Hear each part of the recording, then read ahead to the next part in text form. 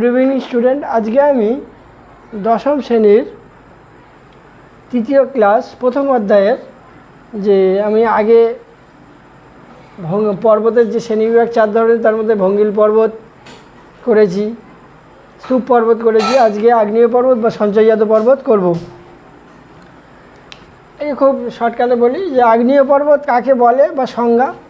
আগ্নেয় পর্বত কাকে বলে? পৃথিবীর অভ্যন্তরভাগে যে ম্যাগমা থাকে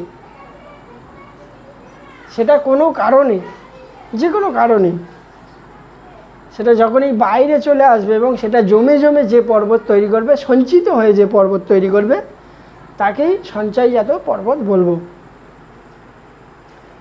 তাহলে সংজ্ঞা হয়ে গেল, আগ্নেয় পদার্থ জমে জমে যে ভূপৃষ্ঠের উপর যে পর্বত হয় তাকেই সঞ্চয়জাত বা আগ্নেয় পর্বত বলে। উদাহরণ হিসাবে ইতালির ভিসুভিয়াস, হাওয়াই দ্বীপপুঞ্জের হাওয়াই, তারপর মৌনা লোয়া, তারপরে জাপানের ফুজিয়ামা, তারপরে রয়েছে মায়ানমারের পোপো ইত্যাদি বিভিন্ন, এগুলো হলো উদাহরণ হিসাবে। এগুলো বৈশিষ্ট্য কী?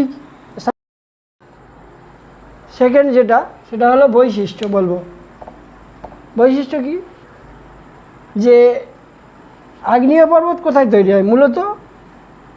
মূলত যে সকল অঞ্চলে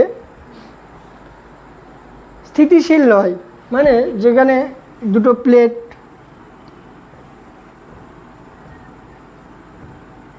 পরস্পরের থেকে হয় দূরে সরে যাচ্ছে, মানে অভিসারী অঞ্চল, এই প্রতিসারী, বা কোথাও পরস্পরের দিকে সরে যাচ্ছে, অভিসারী, এই অঞ্চলগুলোতে ধ্বংসকারী বা গঠনাত্মক পাত সীমানাতে মূলত এই আগ্নেয় পর্বতগুলো তৈরি হয়। তাহলে 1 নম্বর বৈশিষ্ট্য কী হবে? কোথায় তৈরি হয় এটা আমরা বললাম। দ্বিতীয়, এই পর্বতগুলো যেখানেই থাকে, যে অবস্থান করে, যে জায়গায় অবস্থান করে, সেখানেই কিন্তু ভূমিকম্প প্রবণ হবে। তাহলে দ্বিতীয় 2 নম্বরটা হয়ে গেল। 2 নম্বর হলো ভূমিকম্প প্রবণ হবে, কারণ ভিতর থেকে ম্যাগমা যখন বাইরে বেরিয়ে আসবে তখন সাধারণত ভূমিটা কাঁপবে, সেটার জন্য ভূমিকম্প হবে। প্রথমত বলো পাঁচ সীমানা অঞ্চলে এগুলো হয়, সীমানা। 3 নম্বর বৈশিষ্ট্য কি? এই পর্বতগুলো মূলত শঙ্কু আকারের হয়। কি আকারের হয়? শঙ্কু আকারের। এইরকম ছবিটা দেখো, আগ্নেয় পর্বতের ছবি এরকমভাবে আঁকা যায়, এইভাবে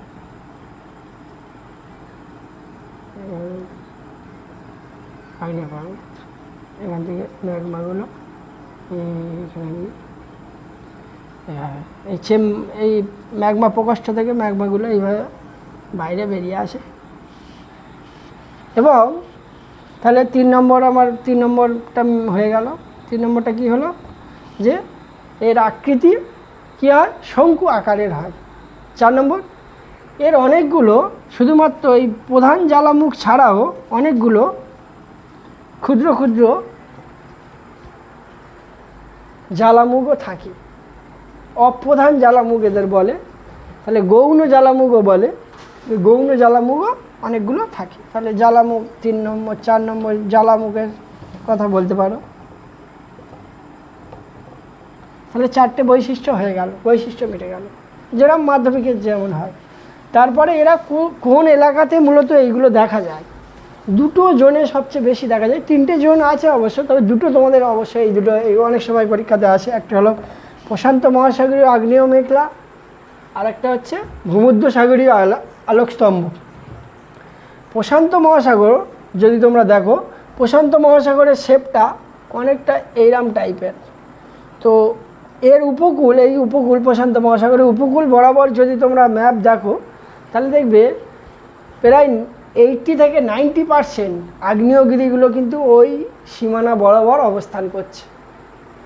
এবং এই জন্যই এই প্রশান্ত মহাসাগরের উপকূল বরাবর এই এলাকাটাকে বলা হয় প্রশান্ত মহাসাগরীয় আগ্নেয় মেঘলা, বুঝতে গেল? আরেকটা হলো ভূমধ্যসাগরীয় আলোকস্তম্ভ। ভূমধ্যসাগরের একটা লিপারি দ্বীপ বলে দ্বীপ আছে, সেই লিপারি দ্বীপে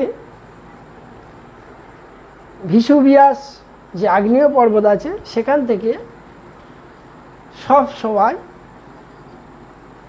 অনবরত সব সময় লাভা বেরোতে থাকে। এবং লাভা জানো যে জ্বলন্ত আগুনের পিণ্ডর মতো হয়, তাই জন্য ওর তো একটা আলো আছে। সেই আলোটা যখন ভূমধ্যসাগরে কেউ ওই দ্বীপের থেকে বেশ কিছু দূরে যারা থাকে তারা কিন্তু অন্ধকারের মধ্যে মনে হয় যেন আলো জ্বলছে, তাই একে বলা হয় ভূমধ্যসাগরীয় আলোকস্তম্ভ। তাহলে দুটো জিনিস, এই দুটো অনেক সময় তোমাদের 2 নম্বরের প্রশ্নে চলে আসে, যেটা কি এটা মনে রাখতে হবে।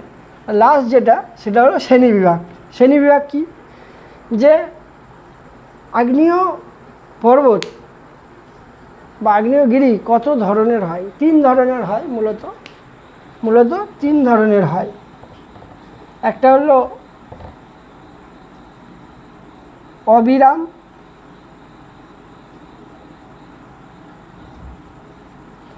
আর একটা হলো সুপ্ত,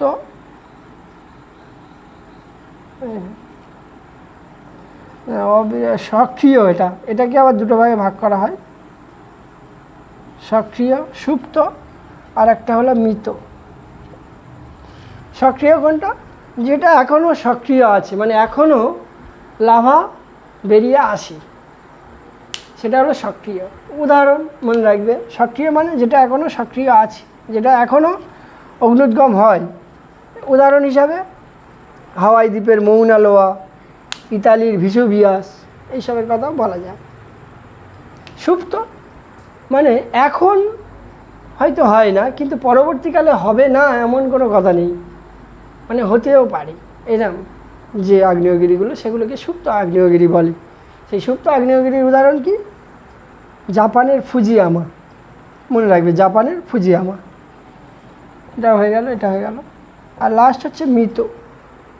মৃত মানে যেটা এখনও হয় না, আর পরবর্তীকালে বা ভবিষ্যতে আর কোনো দিনই অগ্নুদ্গম হবে না বা ম্যাগমা বেরিয়ে আসবে না, সেটাকে মৃত বলে ধরা হয়। সেটা হচ্ছে মায়ানমারের পোপো। উদাহরণটা মনে রাখবে, কোথায়? মায়ানমারের পোপো। এটা কিন্তু আসে যে মৃত আগ্নেয়গিরির উদাহরণ দাও, তাহলে মনে রাখতে হবে মায়ানমারের পোপো। এইখানেই ছিল। আবার সক্রিয়টাকে দুটো ভাগে ভাগ করা যায় অবশ্য, যেটা আগে লিখছিলাম। একটা হলো সবিরাম আর একটা হলো অবিরাম। বুঝতে গেলো? এগুলো মনে রাখার জন্য, এগুলো এখান থেকে শর্ট প্রশ্ন হয়, আর কিছু নেই। তাহলে মোটামুটি আজকের মতো আগ্নেয় পর্বত বা সঞ্চয়জাত পর্বত শেষ হলো। যদি আরও কিছু জানার থাকে তাহলে তোমরা কমেন্ট বক্সে অবশ্যই জানাবে। Thank you.